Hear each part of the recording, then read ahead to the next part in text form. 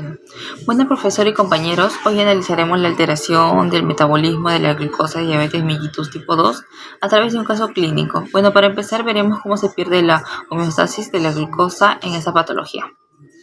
Normalmente la glucemia en ayuno se mantiene entre los 70 y 99 miligramos. Bueno, tras comer, la insulina activa vía IRS-PI3K y la AKT, permitiendo que el transportador GLUT4 lleve la glucosa al interior de la célula. Bueno, sin embargo, en la diabetes tipo 2, el exceso de grasa y las citoquinas inflamatorias bloquean esta vía. Al no movilizarse el GLUT4 y la glucosa no puede entrar a la célula y además se acumula en la sangre generando la hiperglucemia crónica. Asimismo, cuando la glucemia supera el umbral renal de 180 miligramos, se satura con el transportador causando glucosuria y diuresis osmótica, lo que explica la poliuria y la polidipsia de los pacientes. Asimismo, la falta de glucosa intracelular activa la lipólisis provocando fatiga y la pérdida de peso. Asimismo, analizaremos el caso de una paciente de 47 años con descompensación metabólica severa, integrando sus análisis de laboratorio para fundamentar su tratamiento.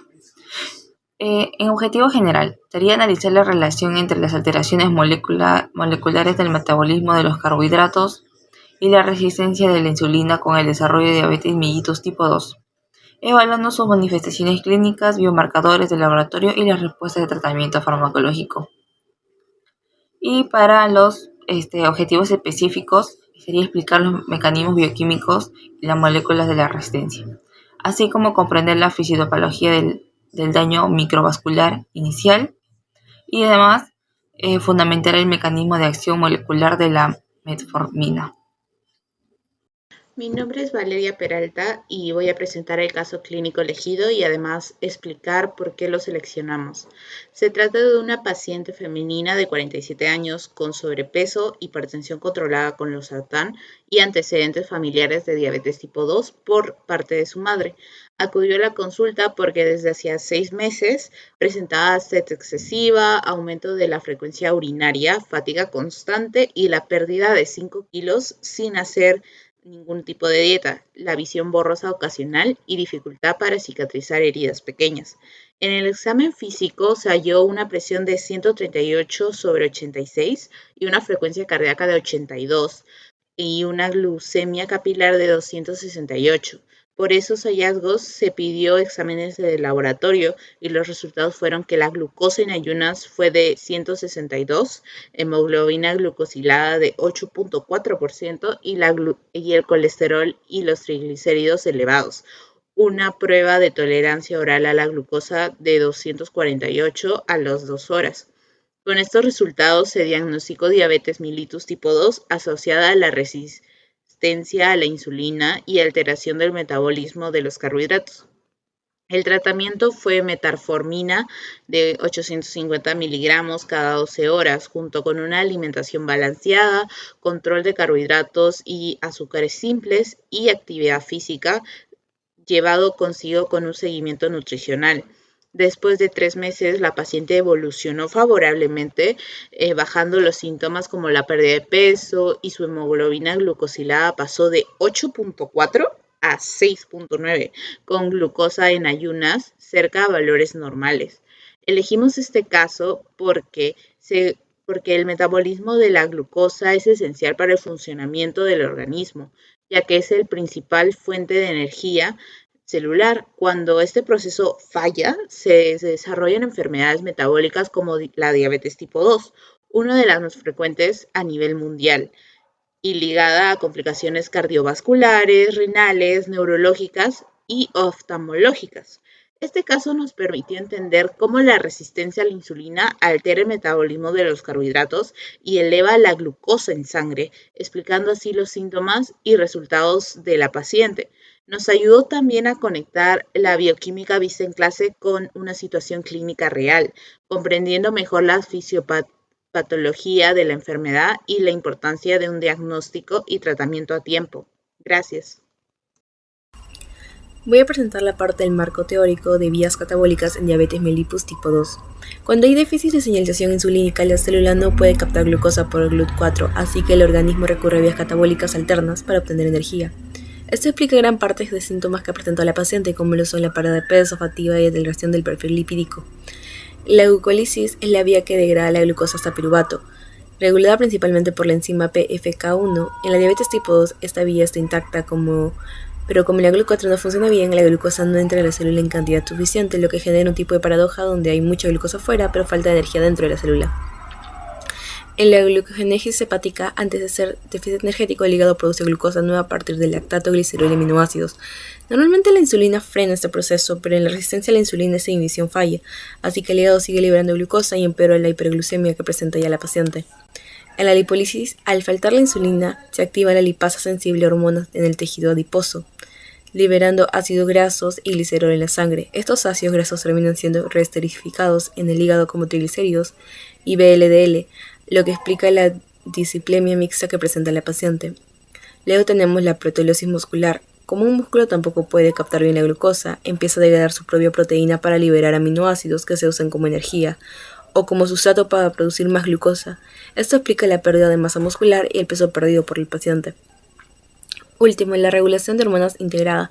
Todo está controlado por el balance entre la insulina y el glucagón. La insulina favorece el anabolismo y el glucagón favorece el catabolismo.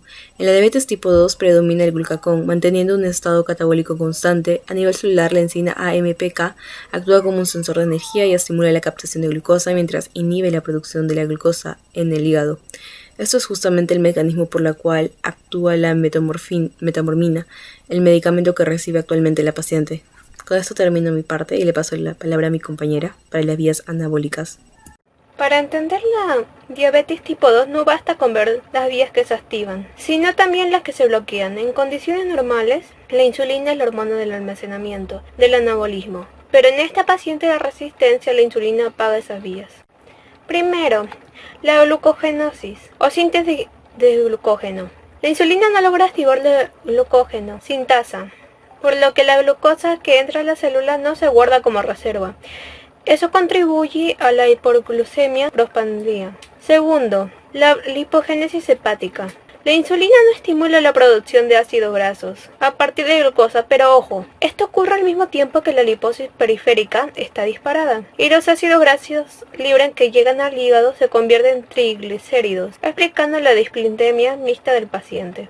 Tercero, la síntesis de proteínas. La vía mTOR está disminuida a un desbalance nitrogenado negativo. Esto se traduce en pérdida de masa muscular, que es la causa directa de la fatiga y de esos 5 kilogramos que bajó sin posponerse. Ahora, correlacionamos los síntomas con la bioquímica. La orina excesiva y la sed intensa se deben a que la glucosa en sangre supera el umbral del riñón. La glucosa arrastra agua en la orina y esa deshidratación provoca sed constante. La visión borrosa y la mala cicatrización son por los productos de glicación avanzada, que se forman cuando la glucosa se une a las proteínas. Estos productos dañan al cristalino del ojo y los vasos pequeños, provocando estrés oxidativo e inflamación. Y los análisis de laboratorio lo confirman. Toda glucosa en ayunas de 162, una prueba que mide el promedio de glucosa de los últimos 3 meses, con un valor de 8.4%. Y una prueba de tolerancia a la glucosa de 248, que demuestra que los tejidos periféricos no respondían a la insulina. Por eso se usó metformina. Su mecanismo clave es activar una enzima llamada proteína quinasa activa por AMP, que es el sensor de energía de la célula. Al activarse, frena la producción de glucosa en el hígado y mejora la captación de glucosa en los tejidos. Al cabo de 3 meses, el promedio de glucosa bajó 6.9%. Los síntomas remitieron y la paciente recuperó su calidad de vida. Esa es la bioquímica aplicada al paciente real. Buenas noches, profesor. En esta oportunidad, yo, Manuel Pretel, voy a terminar con las conclusiones. En primer lugar, pudimos determinar que la causa raíz del cuadro de la paciente es un bloqueo molecular en la vía de señalización de la insulina. La adiposividad visceral provocó una fosforilación anómala en los residuos de serina de IRC1, lo que impidió que las vesículas con el transportador GLUT4 se fusionaran con la membrana, atrapando la glucosa en la sangre y dejando las células musculares sin energía. En segundo lugar, los análisis de laboratorio confirmaron la diabetes mellitus tipo 2 bajo los criterios de la ADA 2024.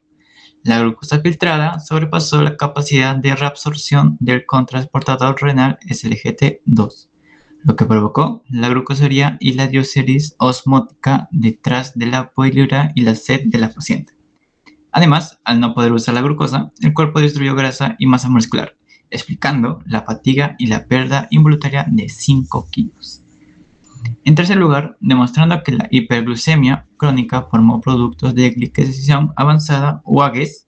Estos alteraron la refracción del cristalino ocular, causando la visión borrosa, y activaron la vía proinflamatoria RAGE en las células endoteliales, dañando la microcirculación y retrasando la cicatrización en las piernas.